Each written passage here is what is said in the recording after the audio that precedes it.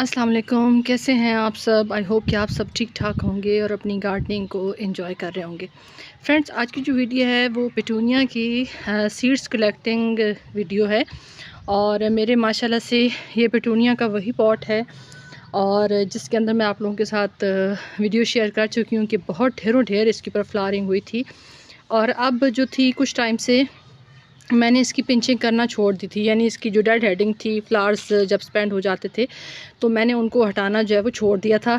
मैं चाह रही थी कि पिछले साल भी मैंने ट्राई किया था कि इसकी कुछ सीड्स मैं कलेक्ट करूं, तो इस दफ़ा फिर मैं दोबारा से इनको लगाना चाह रही थी सीड्स से। और वैसे ये मेरा जो प्लांट है ये दो जो विंटर है वो मेरे पास गुजार चुका है, यानी ये जो अभी मौसम गुज़रा है विंटर का, ये इसका दूसरा साल था मेरे पास। और ये वो वाली वैरायटी है तो ये एक तरह से हाइब्रिड ही है, क्योंकि इसमें सीड्स बहुत कम ना होने के बराबर जो है वो जर्मिनेट होते हैं। हाइब्रिड में ये प्रॉब्लम हमेशा होती है, लेकिन ज़ाहिर है ये भी एक प्लांट था जिसको मैंने ख़ुद सीड से ग्रो किया था।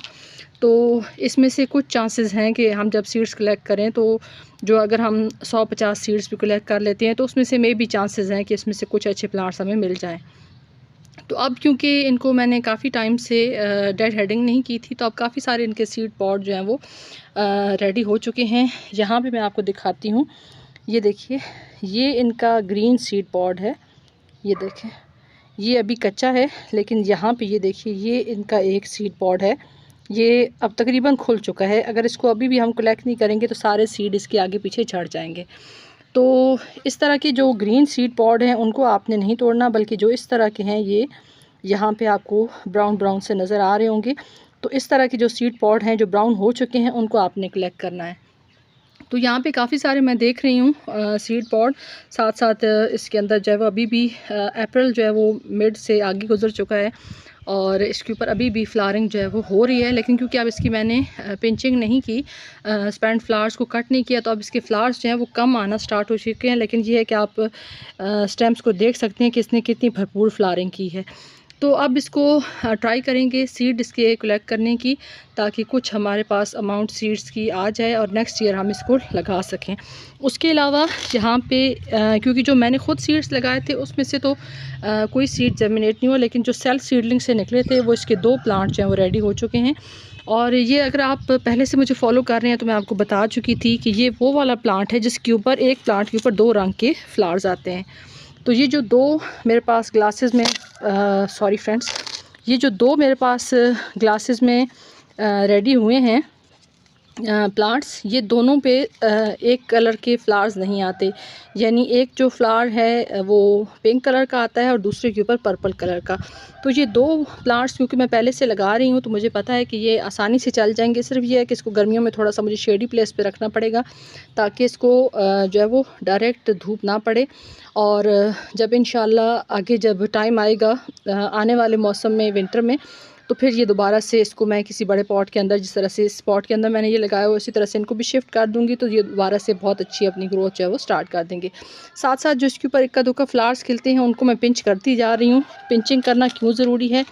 पिंचिंग करना इसलिए ज़रूरी है कि फ्लावर अभी प्लांट छोटा है और उसके ऊपर अगर अभी से फ्लावर्स लेंगे, यहाँ पर ये देखिए मैंने इसकी यहाँ से इसको कटिंग की है, फ्लावर इसका खिला था, और उसके बाद इसको कट कर देंगे ताकि प्लांट जो है वो हेल्दी रहे। फ्लावर्स जो है वो ज़ाहिर है अभी इसका सीज़न जो है वो नहीं है, अगर एक आध फ्लावर आ भी गया तो कोई इतना ज़्यादा इसमें जो है वो अच्छी बात उस लिहाज से तो होगी, लेकिन कोई ख़ास फ़ायदा नहीं होगा। तो यहाँ पे भी देखिए इसकी बर्ड्स आ रही हैं, लेकिन मैं इंतज़ार करूँगी जब फ्लावर्स खिल जाएँ, उसके बाद मैं इसको कट कर दूँगी। और यहाँ से आप इसकी हेल्थ देखिए, माशाल्लाह से इसकी रूट्स देखें कितने अच्छे तरीके से इस छोटे से वेस्ट ग्लास के अंदर ये कितने अच्छे तरीके से चल रहे हैं। तो अभी जो है वो इसके सीड कलेक्ट करते हैं, फिर मैं आपको दिखाती हूँ। तो ये देखिए माशाल्लाह से काफ़ी ढेर सारे सीड्स जो हैं वो इकट्ठे हो गए हैं, और इनमें से अब जो है वो मैं आपको निकाल के दिखाती हूँ कि किस तरह से आपने इन सीड पॉड के अंदर से निकालने हैं। अच्छा, एक चीज़ और भी होती है कि अगर आप सीड नहीं कलेक्ट करते तो कुछ टाइम के बाद जब सीड पॉड खुद खुल जाता है, ओपन हो जाता है, तो फिर उसमें से सीड गिरते रहते हैं। और यहाँ पे ये है कि अगर ऊपर की किसी स्टेम के ऊपर सीड्स वगैरह सीड पॉड लगे हुए हैं और वहाँ से वो सीड पॉड खुल चुका है, तो फिर नीचे जो स्टेम्स होती हैं उनके साथ ही जब वो खुलते हैं तो उनके साथ चिपक जाते हैं, क्योंकि ये स्टिकी सा होता है। यहाँ पे मैं आपको अगर दिखा सकूँ, क्योंकि बादल है सही तरीके से फोकस नहीं हो पाएगा। ये जिस जगह पे मेरा अंगूठा है यहाँ पे आपको ये जो डॉट डॉट नज़र आ रहे हैं ये सीड चिपके हुए हैं और ये ऊपर किसी उसके साथ लगे हुए होंगे स्टेम के साथ और वहाँ से ये नीचे गिरे हैं तो ये चिपक गए हैं। ये देखें, इसको यहीं पे झाड़ देते हैं और उसमें से निकालते हैं। कुछ जो है वो ज़रूरी नहीं कि जितने आपके फ्लावर्स खिले सब के ऊपर सीड पॉड बने, जिनके ऊपर नहीं बनना होता वो इस तरह से खुद ब खुद ड्राई हो जाते हैं और उनके अंदर किसी किस्म का कोई सीड पॉड नहीं बनता। यहाँ से ये देखिए सिर्फ सीड पॉड ओपन हो चुका है, पीछे से स्टेम जो है वो ग्रीन है, लेकिन अगर आप इसको ये देखें इस तरह से करें तो कितने सारे सीड्स इसमें से निकले हैं। ये देखें आप,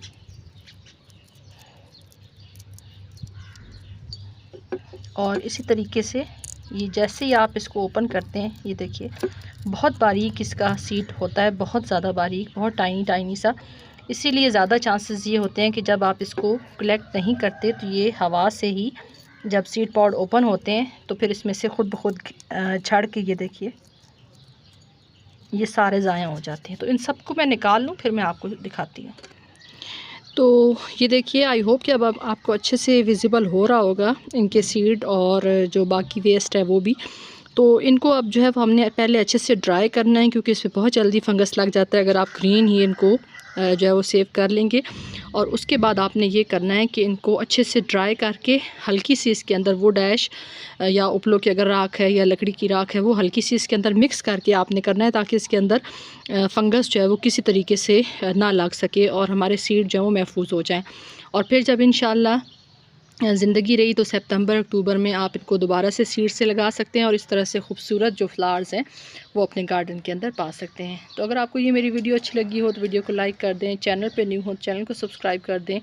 आप सबकी वीडियो देखने का बहुत बहुत शुक्रिया। अपना ख्याल रखिएगा। अल्लाह हाफ़िज़।